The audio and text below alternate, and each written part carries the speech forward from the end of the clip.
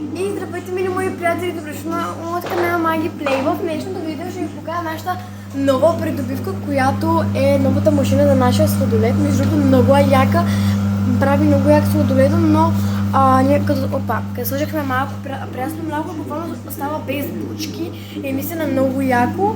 И сега ще сложим, има различни фуники, те са супер нормалните. Имаме горски плод, такова като топинг, заливка, нещо такова. И още много различни фуники, които са с различни цветове. Имаме зелена, розова и обикновена, която е по-малка. Така. Сега ще сипа аз от голямата. Ние сложихме банана и ягода и между другото имаме още по-як вкус.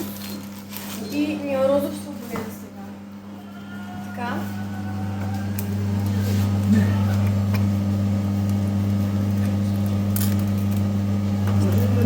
Мале май бая сложих, но ето колко яко изглежда. Буквално. И сега ще сложа и малко топинг. Много е як.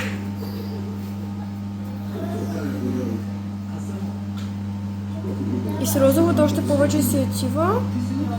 Не знам го служа, не слагам чак толкова добре топинг, ама много е як, хора. Буквално това е най-добрият сладолед за сега.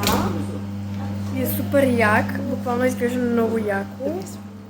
И слушайте лайк на видеото и се абонирайте за канала, ако сте нови. И ако ви харесва сладоледа, между другото, лайкнете видеото. Ще се надявам да го лайкнете. И да ви е сладко и аз ви казвам чао с моя сладолед.